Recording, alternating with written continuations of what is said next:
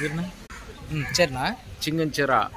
சிங்கஞ்சிரா இங்கே வந்து கருப்பசாமி ஆசிரமம் ஒன்று இருக்குது. ஆசிரமம் கிடையாது, சிங்கஞ்சிரா கருப்பசாமி துணை. கருப்பசாமியினுடைய கோயில் ஒன்று இருக்குது.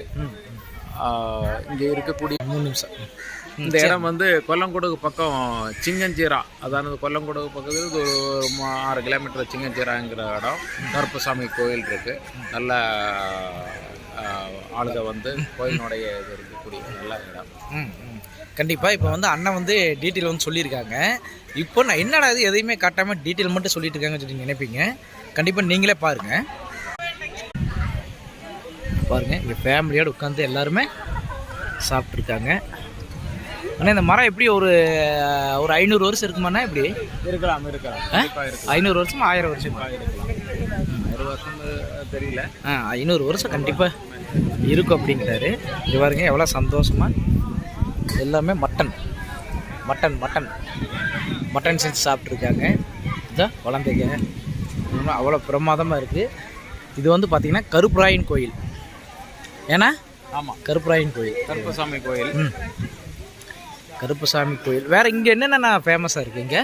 இங்கே வந்து மலையினுடைய ஒரு அருவி அப்படி இறங்கக்கூடிய இடம் இருக்குது. ஒரு 2 கிலோமீட்டர் அந்த பக்கம் இருக்குது.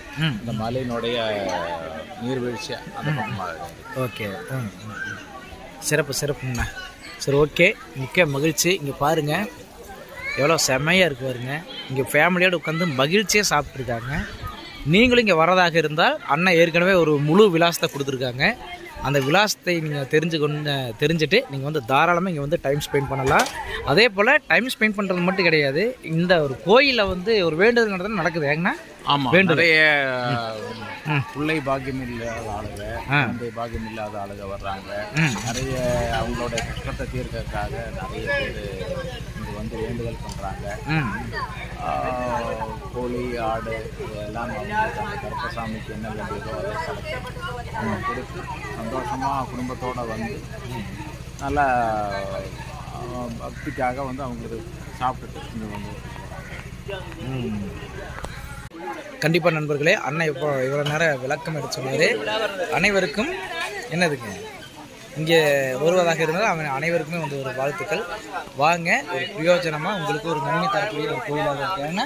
அதே போல் உங்களுக்கு நல்ல ஒரு டைம் பாஸ் உள்ள ஒரு கோயிலாக இருக்கும். ஒரு நாள் வந்து ஃபேமிலியோடு வந்து பக்திக்காகவும் ஒரு என்டர்டெயின்மெண்ட்டுக்காகவும் அது வந்து ஸ்பெண்ட் பண்ணி போகும்போது ஒரு ஆத்ம திருப்தி. ஓகே, பாய் சொல்லி பாய். எத்தனை மில்லியன் ரிவ்யூஸ் போதுன்னு தெரியலையே.